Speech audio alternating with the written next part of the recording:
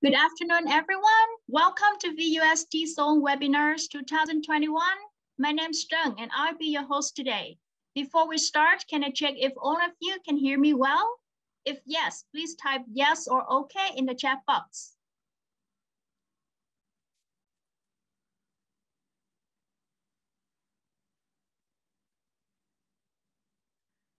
Okay, thanks. We're all good to start. Thank you, everyone.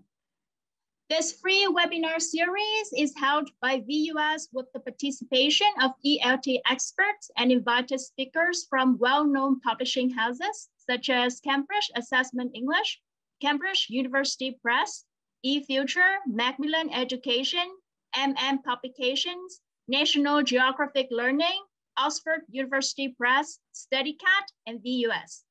We hope to bring you the most updated ELT trends and practical teaching methods and techniques so that you can teach your class more effectively.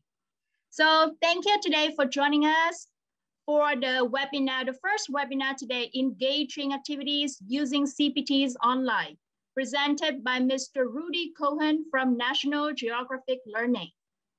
Before we start, please be informed that we will have the Q&A section at the end of the webinar. Also, during that time, I send you the links for you to complete a survey about this webinar, and so you can download your certificate of participant of this webinar also. So now let me introduce to you Mr. Rudi Cohen. Over to you, Rudi. Thank you very much, Shan, and hello, everyone. Welcome. Thank you so much for coming today. We have 330 people here right now, so it's nice to have such a big group. Let me share my screen so you can see. Let's see, get that open, get my chat open so I can talk to you all while we are doing this. So yeah, welcome. My name's Rudi. I'm going to be talking about engaging activities using the CPT, which is the classroom presentation tool. So I'm here on behalf of National Geographic Learning, and I'm the ELT specialist and academic consultant in Vietnam. I'm joining you guys today from Ho Chi Minh City.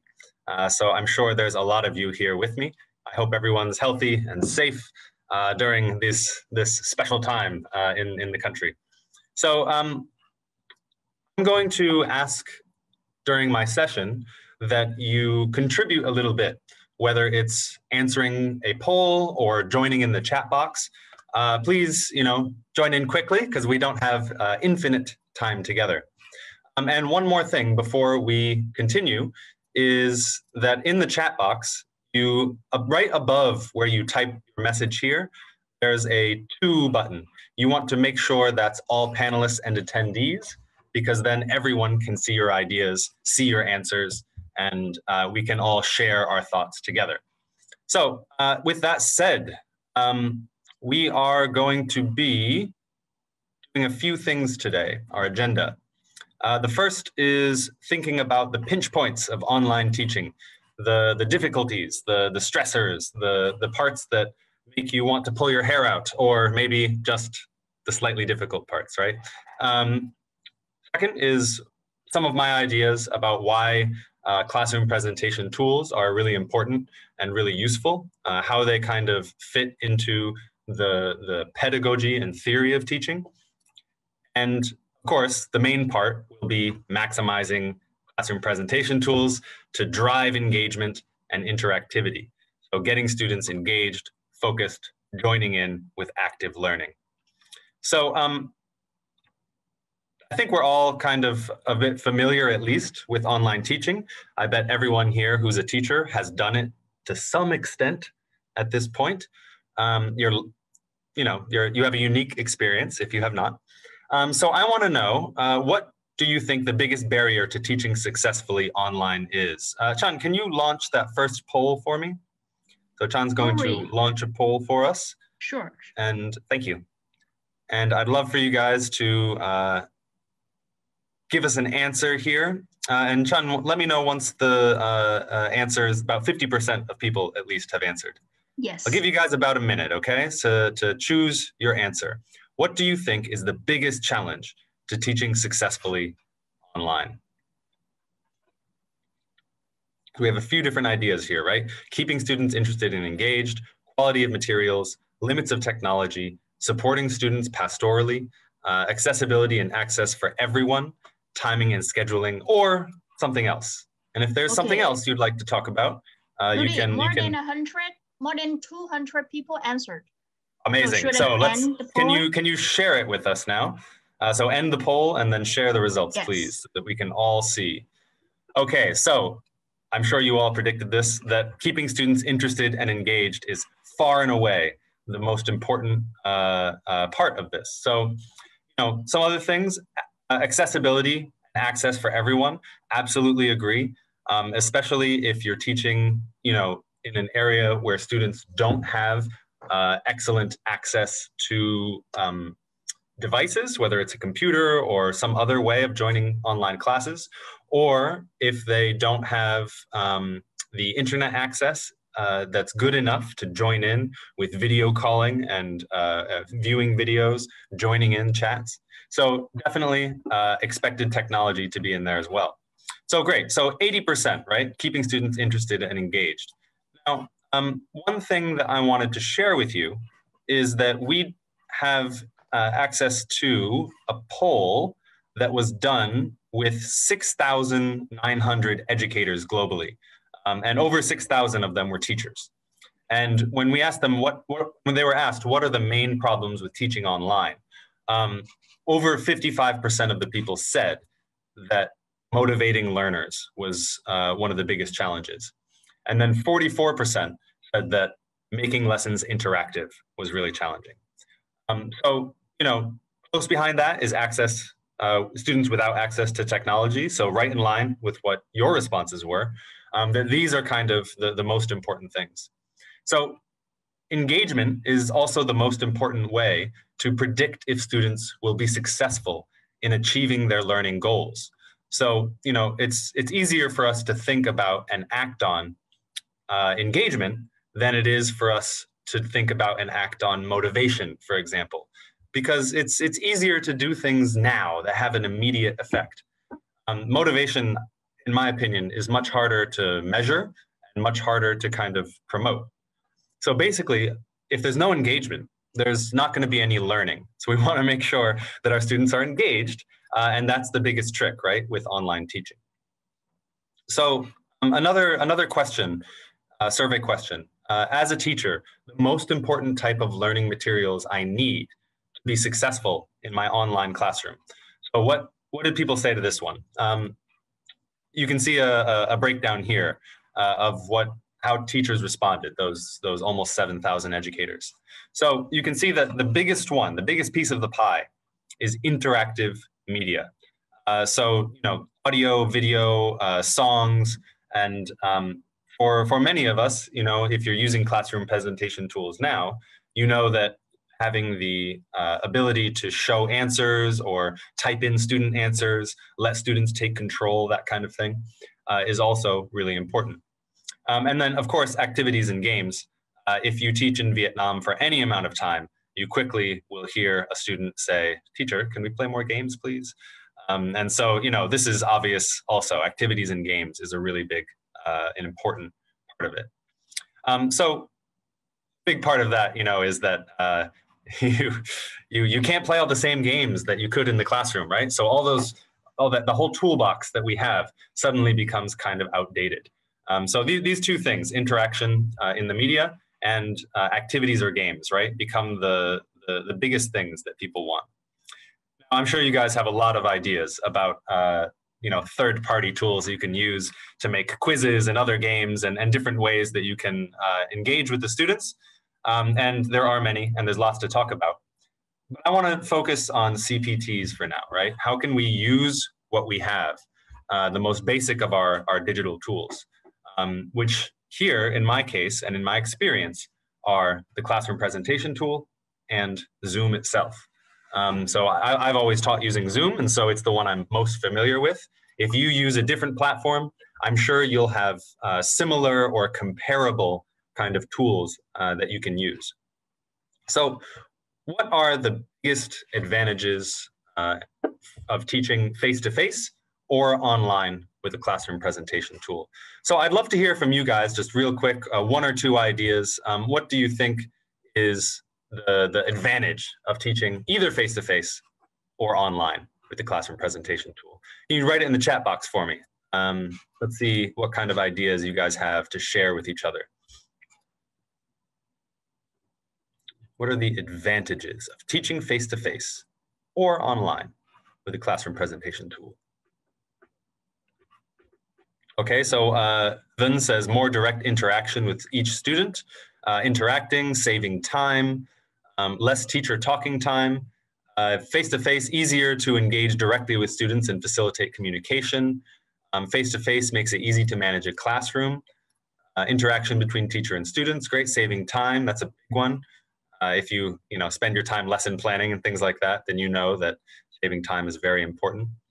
Less talking time, being facial expressions. I think that's probably more of a Zoom thing than a CPT thing, but fair enough, yeah, very important. Let's see, they can have all the files there, those kinds of things. Students are less distracted, more focused, I agree.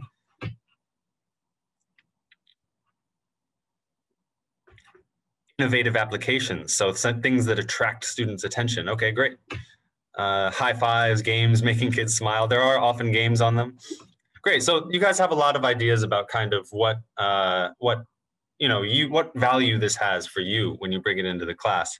And I think that Remelin says you're not branded as an outdated teacher. That's a good one. So I think there's actually, when you start really listing out all the benefits, it becomes quite important, actually. So the first, these are just my ideas, and I'll share them fairly quickly. Remember, at the end of the session, I'll be sharing my PDFs with everyone, so you'll be able to look back through all of the content that we covered. So the first is, it's a familiar structure. If you're teaching online or teaching in face-to-face, it's structured the same as the student book. So it gives them that kind of familiar structure that they can fall back on. They know what to expect. They know what's going to come next. They have the book themselves, one would hope. So, it's got this familiarity that I think is comforting. It's got the embedded media, right? Having the audio and the video in there is at the point of use. No more CDs, no more MP3 files digging through digitally, just right where you need it. Answers a click away, right? You can save lots of time by just having it at a click, no preparation needed. Workbook content included on there, always a plus, makes it so you can go over answers quickly and efficiently, and keep students focused on what you want them to be focused on. Additional content, a lot of classroom presentation tools will have extra activities or extra little videos, extra games, and that's always a good thing. The interactive tools, this is something that we're going to be focusing on today. So the tools that allow us to have students participate as well, or allow us to kind of make changes to the book content. Heads-up learning. So what I mean by heads-up learning is, times when you are presenting new information or going over answers as a class, times when it's critical that students are paying attention to the content being delivered. Really, engagement during teacher-centered presentations there. So that's something that I find really valuable about it. And lastly, generally, just increased engagement. So when I started listing out all these things, I realized that CPTs play not just one little role or one little piece, but they're a big part of kind of how we make online learning an actual learning experience. So all of these, right, come together in order to facilitate teaching and learning processes. So these are indispensable tools. And I see a lot of people making comments about kind of the tools of Zoom. And you're right, the tools of the way that we're video sharing with our students. And you're right. And these two things come together, right? The classroom presentation tool is the piece that shows the book, that shows the content that we're covering. And then Zoom or whatever other tool has its own kind of benefits, its own little tools we can use. So we're going to take a look at how we can use those together. Now, before we do that, are there any disadvantages, in your opinion, to using a classroom presentation tool instead of, I guess, making your own content, making your own PowerPoint, or instead of using a regular book, right? Having maybe all the students with their physical book in front of them. Are there any disadvantages to using classroom presentation tools to show our books, using ebooks? I'm interested to see if anyone can think of anything they personally or even theoretically think might be a drawback to using them. Okay, so different students have different learning styles. And so maybe presenting it online by itself may kind of go against their learning style. Limited customization, okay, limits teacher creativity. I really like that. May distract students. Hard to supervise students while learning. Let's see, not personalized. Okay, so your PowerPoint could be more personalized. I like that. Maybe repetitive with games or activities, you know, if they already have experienced it all before, maybe that's not kind of as engaging for them. Maybe you might stop being creative. Differentiation is difficult. That's an excellent point, David. It might demotivate the students. Too much time looking at the screen. Absolutely, right? So some of these things I totally agree with. And with many things, I think the limits are kind of more about online teaching in general than about the classroom presentation tool itself, right? Some of them, hard to engage the students, your internet connections, you know, kind of troubling you. Some of them, limited student interaction is a really, really, you know, important point. If you feel like they're limited, sometimes we might need to think of it from a new direction, right? We might not know all of the kind of tools at our disposal. So two of my ideas, right? Potential drawbacks. One is that technology is never 100% reliable.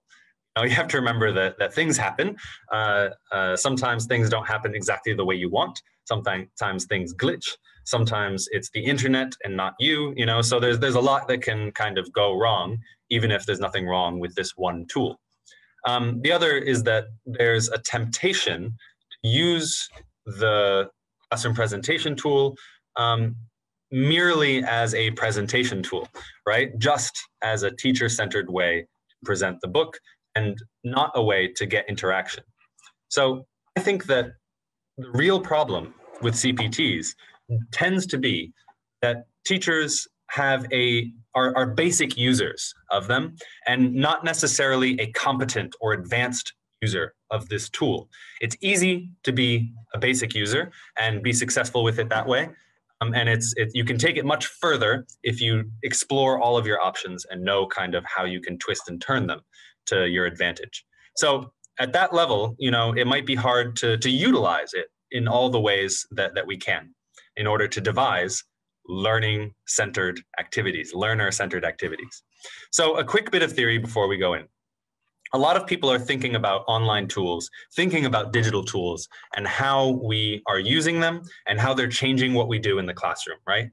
And there's a few different ways that, a few different kind of researchers come up with different ways to talk about this, different ways to understand it and categorize it. One of them is from Quintadora in 2009, and it's the SAMR model. So S-A-M-R. Now, real quick, does anyone know what S-A-M or R means in this model? We'll see if you guys have done much reading in the field recently. This is 11 years old now. So the SAMR model, what is this about? Anybody know what the S, the A, the M, or the R are? So while I'm waiting for you guys to see, Quintadora's model outlines 4 different categories of technology integration in the classroom. So a lot of people are bringing them in for us. Excellent, lovely to see it. Looks like Nyat might have all of them: substitution, augmentation, modification, and redefinition. That's right. So we could use different words here, right? You might have seen this using different words before. So substitution, technology acts as a substitute. There's no change, right? There's no difference between what we do in the classroom and what we do using the technology. If I had a regular book versus having an e-book, you know, something that doesn't really change anything, just substitutes. Augmentation, to augment means to make better, right? So technology is a substitute for the tool, and there's some kind of improvement, right? There's something a little bit better there because we're using the technology. The next level, the M, as you guys rightfully said, is modification. Remember, modify means change. So it Technology allows us to have significant task redesign. Something big has changed about what we're doing here with our activities. And the last one, the R, is redefinition. So this allows for creation of new tasks, which were previously impossible, things that we could not do without the technology. Now, this model of these 4 sections is divided into 2 big categories, right? One is enhancement, making things better, and one is transformation, changing things, redefining things, transforming things. So, unsurprisingly, the researcher, Puentadora, suggests that transformation have more kind of significant effect on learning, right? And if we think about the classroom presentation tool, where does this fall? Where would you put the classroom presentation tool on this scale? Is it a redefinition? Is it a modification? Is it an augmentation? Or is it a substitution? Right? Does the classroom where does this fall in here? So I think if we think about it a little bit, that it doesn't have to just be one, right? It can be maybe on both sides of this.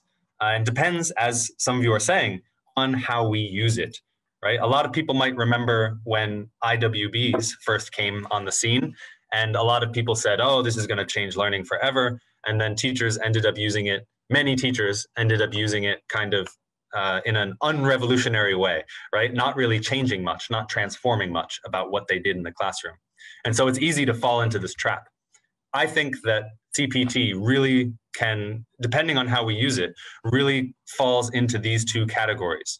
If it's never just substitution, in my opinion, because it's adding into the textbook all the media files and things like that. And so through that, I think it goes beyond just substitution. So I think it's at least augmentation. The least we're doing with it is getting things a little bit better, or a little bit kind of more complete. And then I think at best we're modifying. I don't think the CPT is really bringing in redefinition into how we interact in the classroom, or the exact kind of activities we can do, or the ways we can set up interaction in our classrooms. So with that said, I would love at this point to move on to some of my practical activities for how we can use this. So how can we utilize the power of the CPT to enrich and enhance learning and maximize engagement in online environment? Let's get down to it. So the secret is getting students to interact as much as possible through the screen, right? We have breakout rooms for speaking tasks, but even when we're in the main room, we want them to be involved. We want to make interactive tasks that our class can all join in on, things that everyone can feel a part of and feel kind of drawn in by. So first one, you'll recognize this. A colleague of mine called this Kim's game. And so I have stuck with that name. Maybe you might have a different name for it. So we have a big image. These are really common these days in textbooks. And if you use National Geographic books, you know that they dominate many pages in our books. So look at this photo for a moment. You got it? So we have some tools at the bottom here. And I have the whole screen here open for you. And this one's called the window shade. And this is one that I don't often see teachers use. So I like to use the window shade by taking it and covering the entire picture, right? And then when I have it set like that, I can click a button and suddenly the picture disappears, right? Now no one can see it anymore. And I can ask them, how many things can you remember in the photo? And so just by quickly doing this, I can get the students looking at an image, thinking about the image, and engaged with it. Now, I might even throw in the timer at the bottom and tell them you have, 1 minute in order to write all your ideas. So quickly in the chat box, I'm going to give you guys 1 minute. What can you remember from the photo? We just saw a photo. I just showed you a photo. Be as specific as possible. Food, chopsticks, a meal, people, 20 people, people eating. People eating what? A round table, good, I like that, using descriptors. Veggies, any kind of specific ones? A family party, good, that's a good idea. A dining table, having lunch together, a table full of food. About 7 people, I like that, guessing specifics, that's really good. Okay, so veggies, people eating together, lots of different things, right? You guys have warm atmosphere. I like that a lot. So we can do this in the chat box. Now, if I was, one thing about Zoom is that right now we're on a webinar, right? And a webinar, it's only my video. I can't get you guys to write on the screen with me, but I can use the chat box, and that's great. You guys are doing a wonderful part with it, but you can also use annotation, right? So if we use annotation, we can get the students, they get you, when you click annotation for them, it brings up this, right? And one of the things they can use is text. And there's a lot of other things on here, and I'll show you a few ideas about how to use these tools and these tools together, right? That's the whole idea. But by getting the students to write right on the screen, we can get them all involved and seeing each other's ideas, brainstorming and joining in, right? Now, this is a simple one, and we can check our ideas afterwards by just clicking on that again. And we can see that you guys, let's see, someone said 7 people, right? Let's check. There's someone hiding back here. 2, 3, 4, 5, 6. And I think there's actually 2 people hiding back here. Whoever said 7 people, you have a very, very good intuition. Is there 8? Wait, 1, 2, 3, 4, 5, 6, 7, 8. Is that what you're saying, fellow Rudi? Okay, good. So we'll see. Okay, well done. So that's one idea, right? We can use a window shade. We can block things off and give students timings. Here's another one, is the spotlight. So take a look at this. My question, what is it? What do you think we're looking at? So we can only see one little piece of it, right? Okay, a factory, a city, a table, a picture of a city at night, a hotel, an office, a warehouse. Okay, lots of ideas. Let's make it bigger. What do you think now? 10, 9, 8, 7. Restaurant, a showroom, a vessel. Ooh, I like that. A restaurant, a supermarket, a distorted image. Let's make it a little bigger.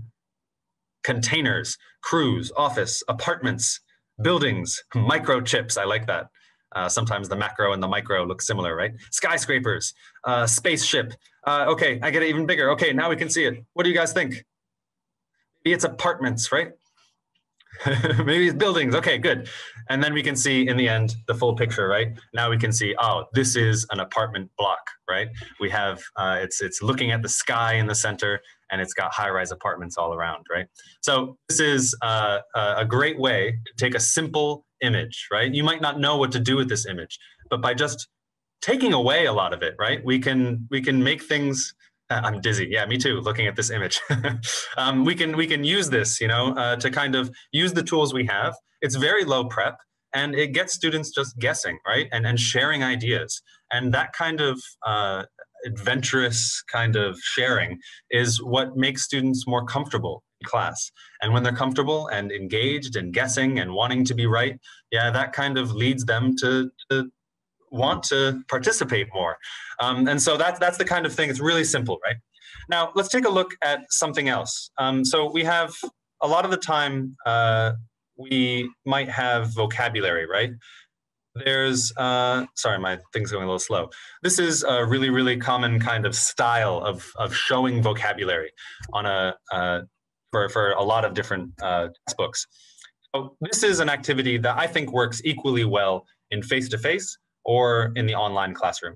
So if it's face-to-face, you know, and I have a projector, for example, I might project it onto the whiteboard, and you know, I ask students to come up to the board and label the images. It could be done in teams, right? Or it could be done rotationally or something like that. There's a lot of ways we might engage with these free time activities. Yeah, and you guys have some great ideas here, you know, engaging with charades, describing the pictures. That would be really nice. One thing to do is get out that, have your students get out that annotate tool, right? And so they have this thing out, and then they can write in all of the different ideas that those pictures are. So this is a great way to kind of, you know, take a simple, busy image like this with lots of different ideas showing, and get the students to show you what they know, right? This is a great review tool, and it uses the images in a productive way. The students are producing the knowledge. They're showing their knowledge. All I'm doing is saying, hey guys, remember these pictures? Label these photos. And so it's very simple from the teacher's point of view, and it's very student-centered. So it uses it in a productive way. It involves all the students, and it checks their knowledge and checks their spelling at the same time. So a simple activity like this can be a great way to revisit some critical vocabulary that you want the students to learn. Now, let's take a look at something a little bit different. Now, I don't always want to just have students practicing, just focusing on vocabulary, just focusing on grammar. I sometimes want students to feel things, to share their opinions. I know, call me crazy, but I want my students to feel things. So take a look at this image. We see this person, right? And I like to have my students think about, putting themselves into it somehow, not just labeling what they see. So this is called interview the photo. In this, I want the students to share a question they have about to the person in the photo, right? Imagine that you can talk to that person doing this crazy, interesting thing, or doing this very maybe different thing that's not what I'm used to seeing. Believe it or not, I've never trekked across the tundra like this before. So I might have some interesting questions for them. I'd love to see from you guys, what kinds of questions would you ask this person? So Rudi says the first one, why are you there, right? Yes, the basic questions are good. More questions, what do you guys think? What would you ask this person? Interview this photo. What would you ask this person, or what would you want to know about this place? So is it heavy, right? Are you tired? Where are you going? Why do you have a lot of bags? Yeah, hopefully it's food or something, right? Where are you going? Are you happy? What are you doing? What are you pulling in that sled? Why do you choose to suffer? Yes. So you could also, how about the weather? What's the weather like? What did you bring with you? And you might ask a question like about the picture, right? So some of you saying, what is the sport in this photo? That's a great question, right? Might not be a question to this person, but it is a good question about this photo. Are you hungry? What's wrong with you that you're doing this? Those are all great ideas, right? And the nice thing is that there's no wrong answers here, right? I think it's really important to have activities during class time where there are no wrong answers. Maybe you can help the students in sharing their ideas, help them with a little bit of error correction. But you don't want to have only things where they're right or wrong, where there's only one answer. Because, math can be like that. Some subjects can be like that. And language isn't really like that. There's always more than one correct way of doing things. So it's nice to give students these kind of open-ended tasks. So you can have them write it in the chat box like we did, or we can, have them write it here. And let's see, there are a lot of questions here that you guys asked. Why did you want to do this? Did you always want to do this? What did you miss most? How long have you been trekking? What are you doing? Where do you sleep? And of course, one that you guys didn't get, which I'm very surprised by, is there any Wi-Fi connection, right? This is the kind of thing your teenage students would be asking and worried about. Can I post this to Instagram? If not, what's the point? So let's take a look at one more, right? Let's do this one more time together. A quick question though, sorry, what if our students make grammar mistakes? Will we tolerate them as developmental errors? That's a fantastic question, Fung, and I'll just stop here for a moment to answer that. I think that there's a time and a place for correcting students rigorously and always correcting them. And if sometimes you want them to just share ideas and be more comfortable, right? And contribute. And so maybe I might tolerate some errors. Maybe I might wait until everyone's done and then highlight some of the things people wrote in order to get the class to error correct for us. It's a bit more student-centered that way. And I also, in the chat box, right, I had you guys say all panelists and attendees. If I'm teaching a class, I can send messages to single students, right? And I can say, hey, you made a little mistake in this with this word. Can you fix it? And so in that way, I'm not actually attracting the other student's attention. I'm just slyly helping that one student, and they can then correct it before the rest of the class gets to that point, right? There's some advantages to letting things slide sometimes in terms of fluency. But for me, this is kind of more of a fluency task, right? I just want to see that they know how to ask real questions.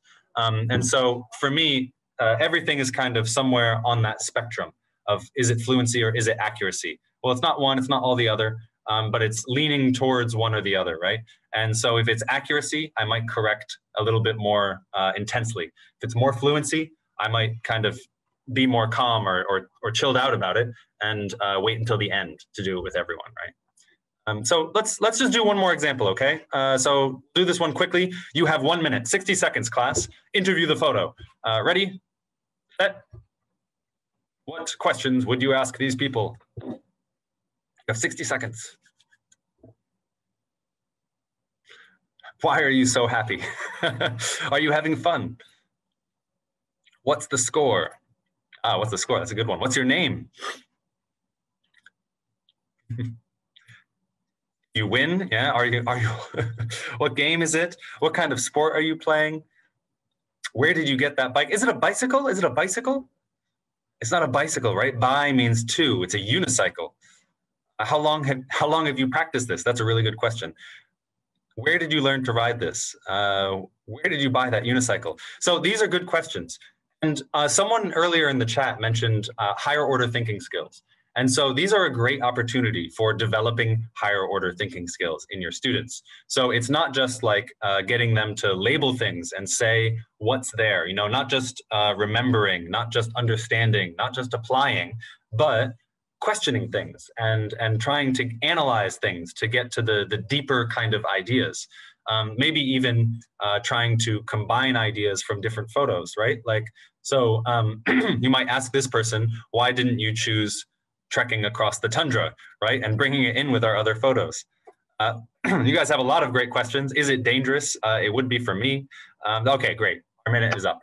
So you can see that we can get a lot of really good production out of students. And of course, I would have them writing it on the screen because it's a bit more dynamic and a bit more fun that way.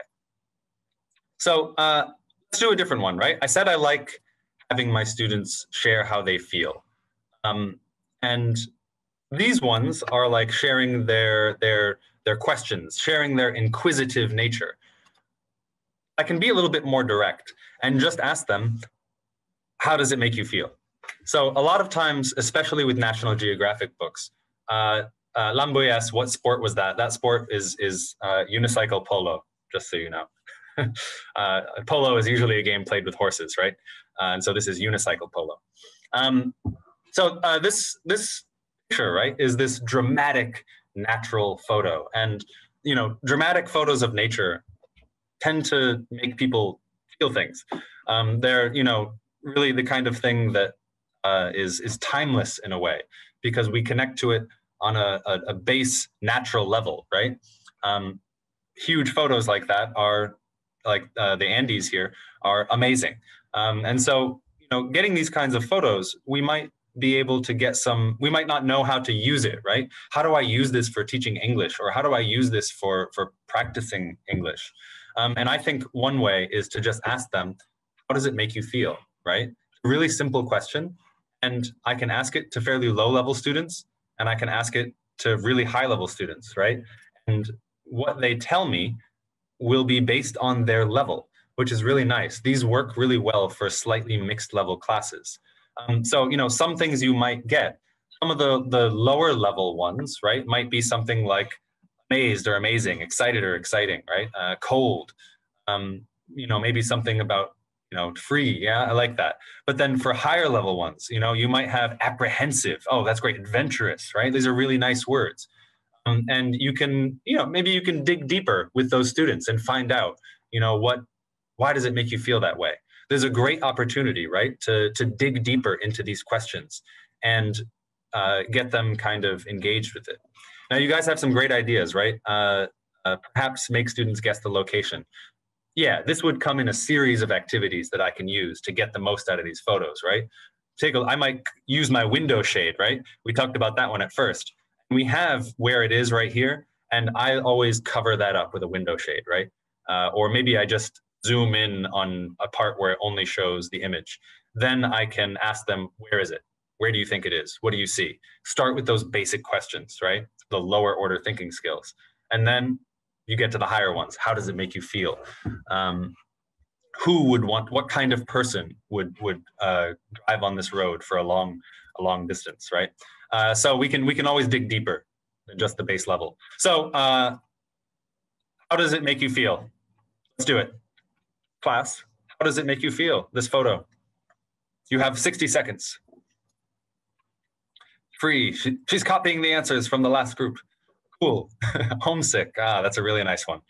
One word, homesick. It tells a whole story in it, right? Balanced. Relaxed. My chat is going crazy, I think, because there's so many of you sharing ideas at the same time that it's starting to lag out a little bit. But fantastic. On top of the world. Adventurous. Eager. These are all really, really good words, right? And for each of us, tranquil. That's a fantastic one. For each of us, there's kind of the limits of our language, right?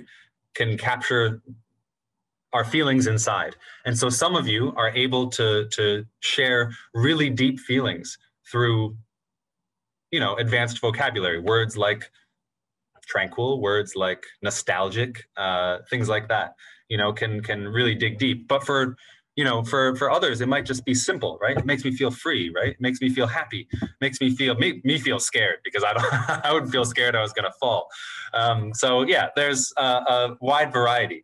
And I find that it's really interesting if you ask students in Vietnam about this picture in particular, because many of them will say it's scary, because you should always ask your students, do you know how to swim? Many of them do not. So for each one, you can find out more about your students from kind of how they react to these things. Speaking of higher order thinking skills, the highest of the thinking skills on the scale is creative thinking, right? And so captioning photos can be one wonderful way to kind of get students to be a bit more creative.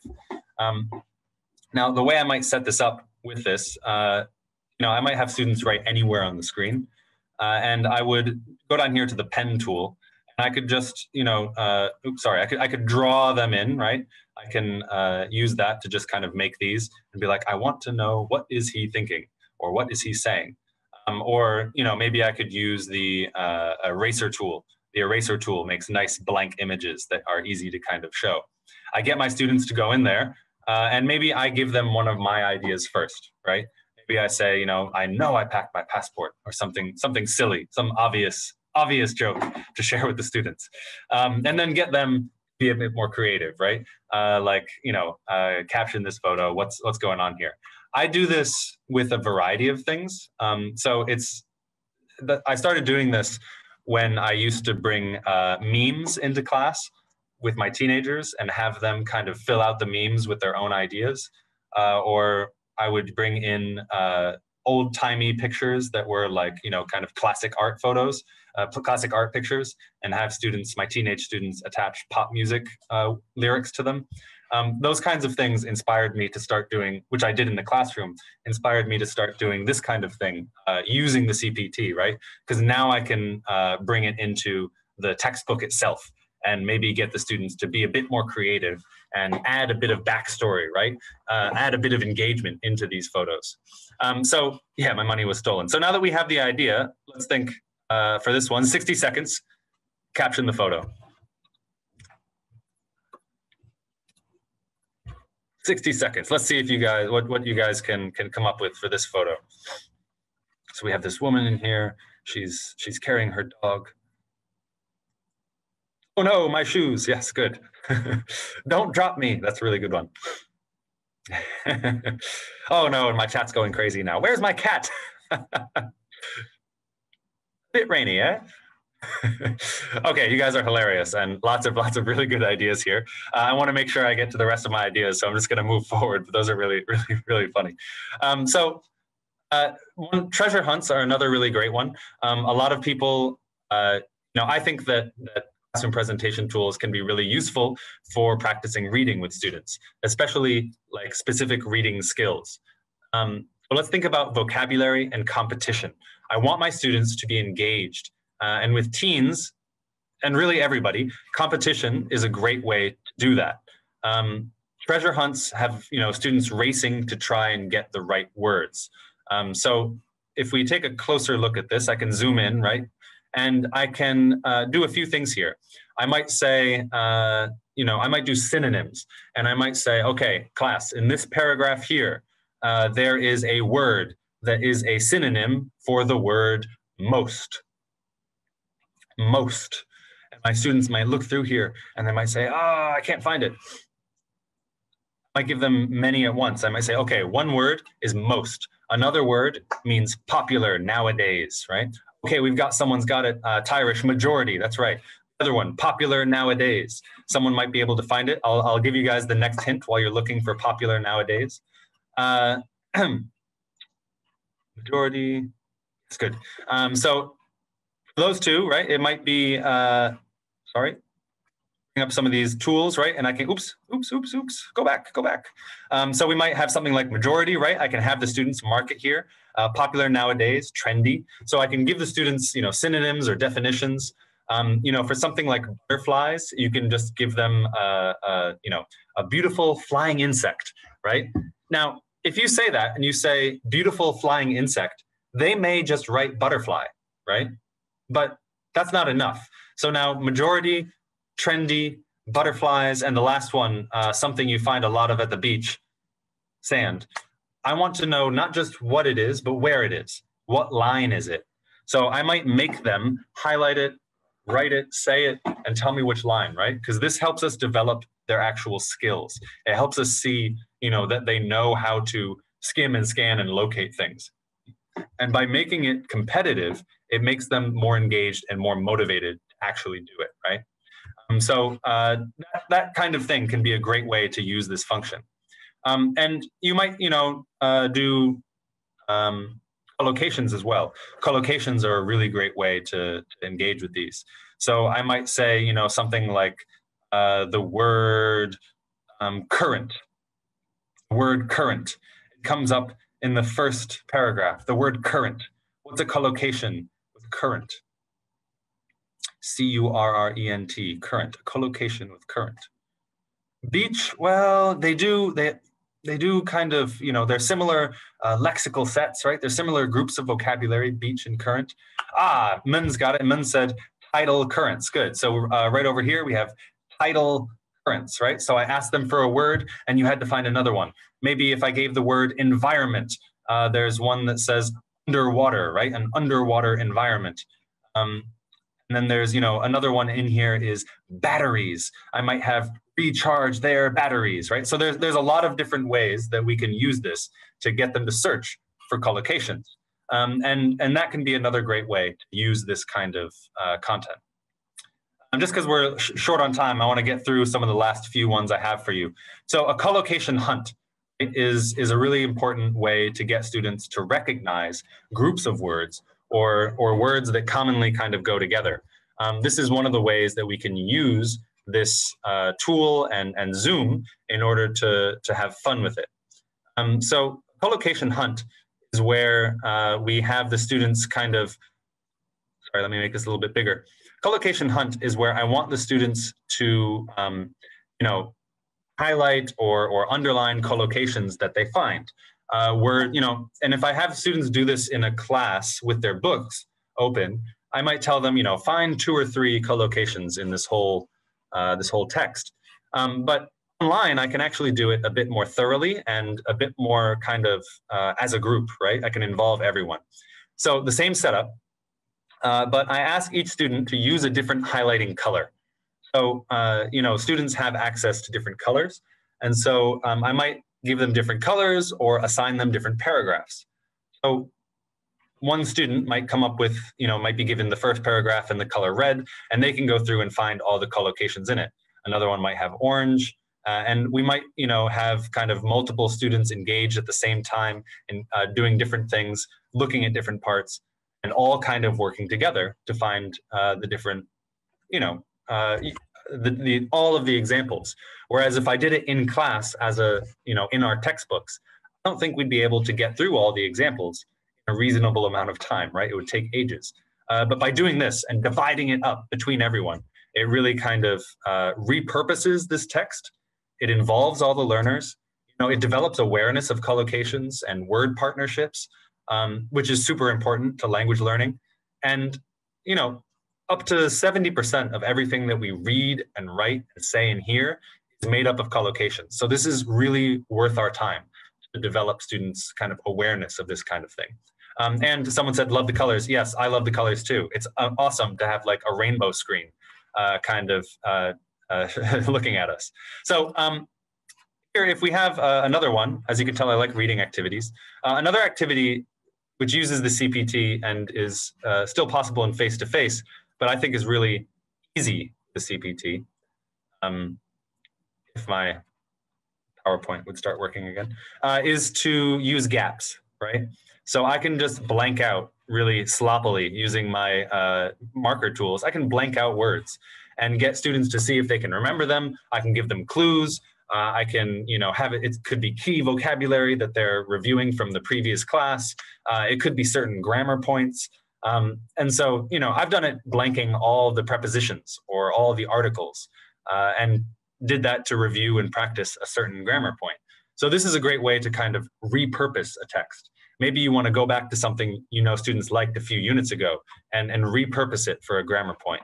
And so that kind of activity can be quite useful as well. Well, there they are. I'm doing away with the practicing together this time because I don't want to, I want to get to the end of this. So let me see. Disappearing dialogues. This is one of the last ones I'll show you guys.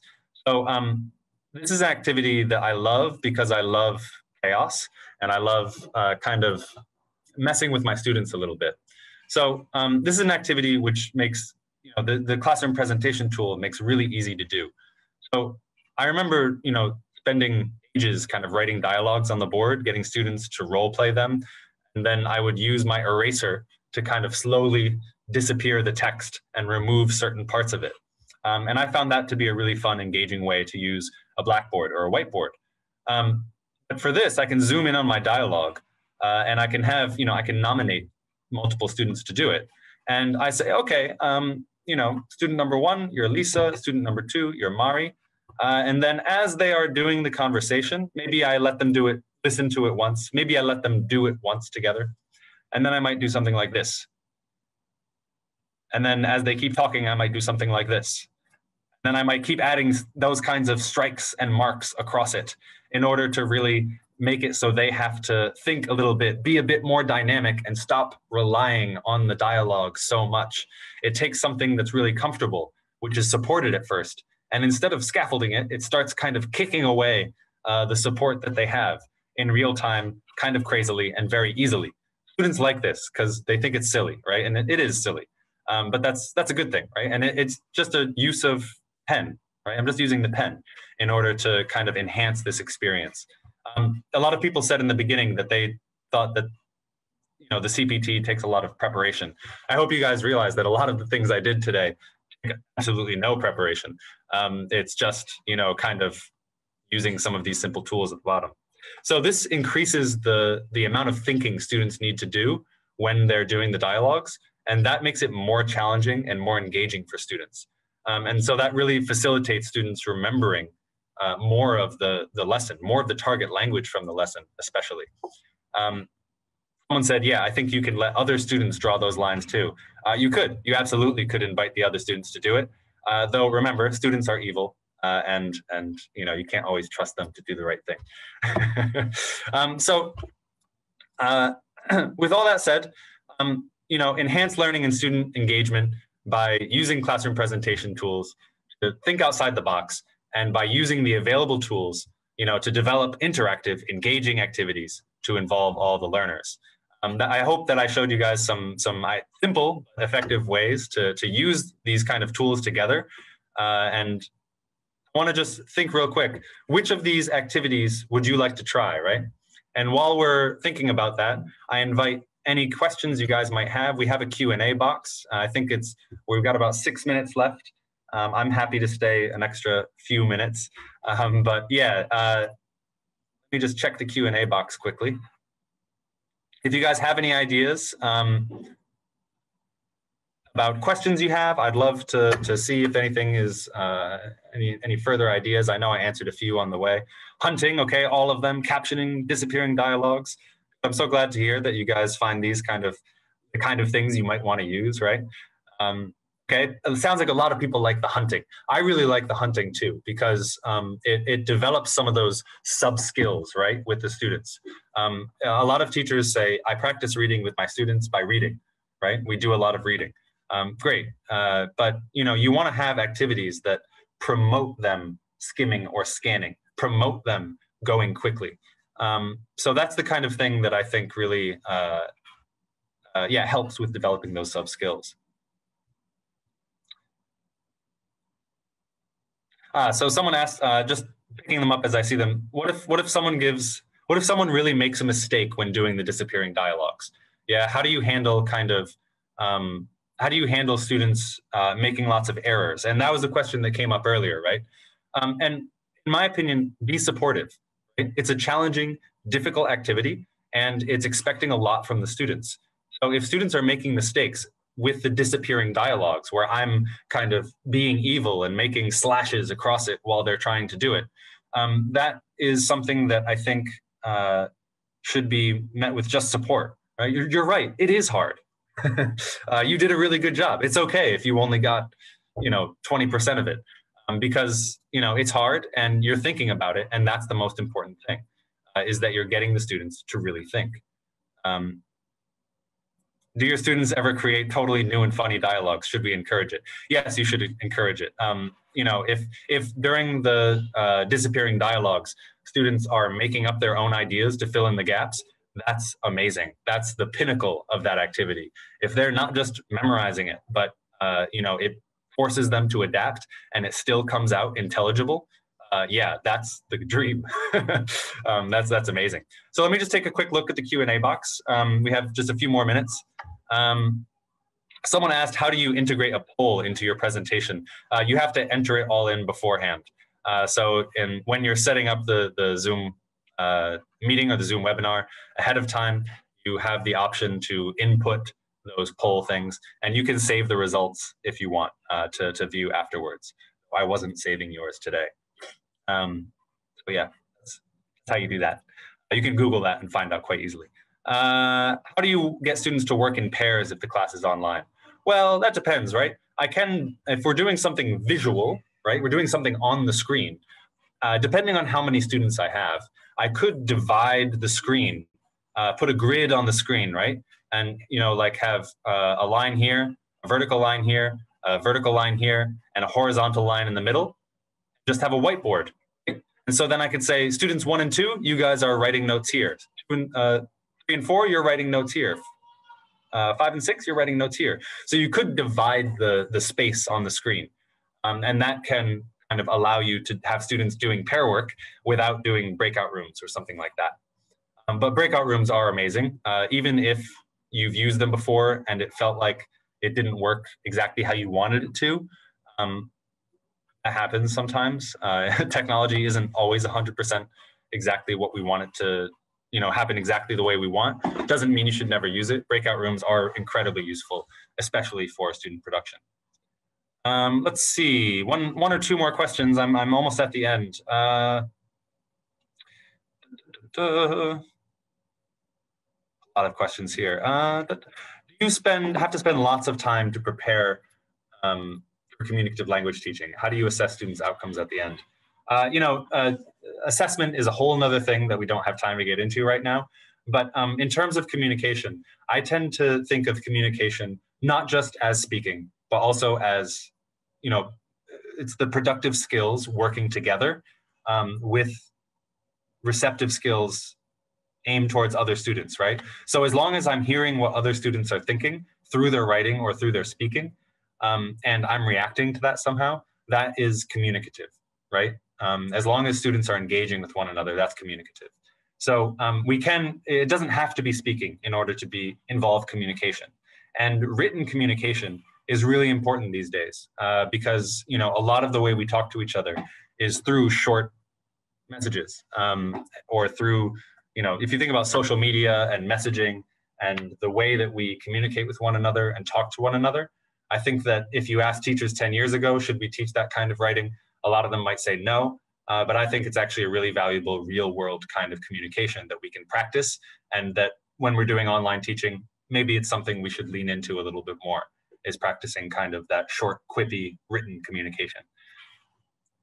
So we are coming up to the end of my time here. You guys there's a lot of questions. I'm sorry that I don't have time to get to all of them. Again, we're going to be sharing the recordings of today, and I'll be sending my PDFs to VUS to share with everyone. So you can look forward to seeing that stuff on their YouTube channel, I think. So at this point, yes. I've reached the end. I'll stop my sharing. Thank you, everyone.